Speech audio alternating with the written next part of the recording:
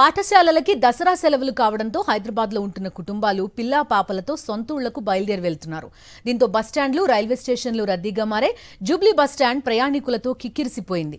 పండుగ నేపథ్యంలో తెలంగాణ ఆర్టీసీ 6,000 బస్సులు నడుపుతోంది. ఈ నెల 14 వరకు స్కూల్స్కి సెలవులు ప్రకటించింది తెలంగాణ ప్రభుత్వం. ప్రయాణికుల రద్దీ పెరిగితే మరిన్ని బస్సులు నడపాలని ఆర్టీసీ యోచిస్తోంది. మరింత సమాచారం జేబీఎస్ నుంచి మా ప్రతినిధి కిరణ్ అందిస్తారు.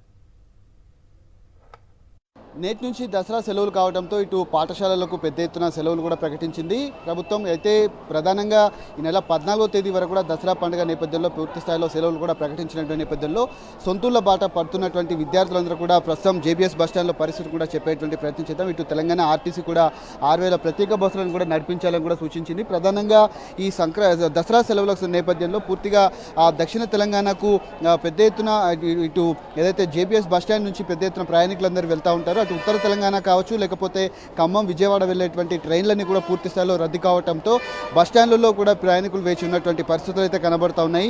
మొత్తంగా ఈ నెల 9వ తేదీ నుంచి కూడా ఇంకా ప్రయాణికుల రద్దీ కనుక పెరిగితే మరింత బస్సులను కూడా పెంచేటువంటి అవకాశాలు అయితే కనబడుతున్నాయి. ప్రత్యేకంగా కొన్ని కంట్రోల్ రూమ్లను కూడా ఏర్పాటు చేసి విద్యార్థులకు కావచ్చు, ఇటు వెళ్ళేటువంటి ప్రయాణికులు ఎవరైతే ఉంటారో వాళ్ళందరికీ సంబంధించినటువంటి చర్యలు కూడా చేపడతా ఉంది.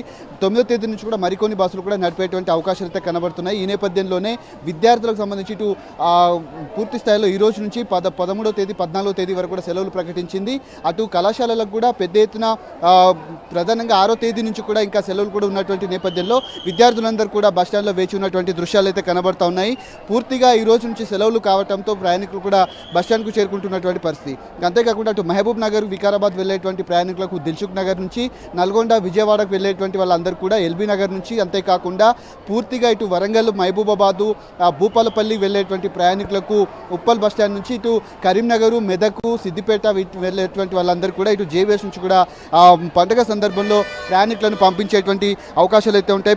విద్యార్థులందరూ కూడా సెలవులు ఇవ్వడంతో నిన్న కొంత బస్సులు దొరకకపోవడంతో ఈ రోజు వెళ్తున్నటువంటి దృశ్యాలు అయితే కనబడుతున్నాయి. కొంతమంది విద్యార్థులు అయితే ఉన్నారు. పూర్తిగా బస్టాండ్ అంతా కూడా విద్యార్థులతో కిక్కిరిసిపోయినటువంటి, ప్రయాణికులతో కిక్కిరిసిపోయినటువంటి పరిస్థితి అయితే కనబడుతుంది. కొంతమంది విద్యార్థులు కూడా ఉన్నారు. వారితో కూడా మాట్లాడించేటువంటి ప్రయత్నం చేద్దాం. ఎక్కడికి వెళ్తున్నారు?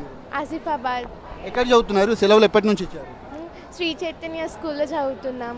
ఓకే, ఎప్పటి నుంచి మీకు సెలవులు ఎప్పటి వరకు ఇచ్చారు? 2nd నుంచి 14th వరకు. బస్సులు లేవా? ఎంతసేపటి నుంచి వేచి ఉన్నారు? ½ an hour నుంచి వెయిట్ చేస్తున్నాం. ఎక్కడికి వెళ్తున్నాం? ఆసిఫాబాద్కి వెళ్తున్నాం. ఎంతసేపటి నుంచి ఇక్కడ వెయిట్ చేస్తున్నాం? ½ an hour అయింది. వారు చెప్తున్నటువంటి పరిస్థితి. పూర్తిగా ఈ రోజు నుంచి సెలవులు ఉండటంతో ప్రయాణికులు కావచ్చు, ఇటు విద్యార్థులు కూడా పెద్ద ఎత్తున సొంతుల బాట పట్టినటువంటి పరిస్థితులు కనబడుతున్నాయి. ముఖ్యంగా ఇటు జేబీఎస్ బస్టాండ్లో కూడా ప్రయాణికులతో కిక్కిరిసినటువంటి దృశ్యాలు అయితే చూసుకోవచ్చు. తెలంగాణ జిల్లాలో దసరా పండుగ వచ్చిందంటే చాలు కొంత కోలాహల వాతావరణం అయితే నెలకొంటుంది. ప్రయాణికులంతా కూడా సిటీ నుంచి పల్లెటూళ్ళకు వెళ్తున్నటువంటి దృశ్యాలు అయితే కనబడుతున్నాయి. నగరంలో ఉన్నటువంటి ప్రధాన బస్టాండ్లో పరిస్థితి ఈ విధంగా ఉంది. ఎందుకంటే ఉత్తర తెలంగాణ అటు విజయవాడ కావచ్చు, ఆ రూట్లో వెళ్ళేటువంటి ట్రైన్లు ఏవైతే ఉన్నాయో పూర్తి స్థాయిలో రద్దు కావడంతో బస్సులను ఆశ్రయిస్తున్నటువంటి దృశ్యాలు అయితే ఇక్కడ చూసుకోవచ్చు. కెమెరా మ్యాచ్తో కిరణ్, సాక్షి టీవీ, జేబీఎస్ బస్టాండ్ నుంచి.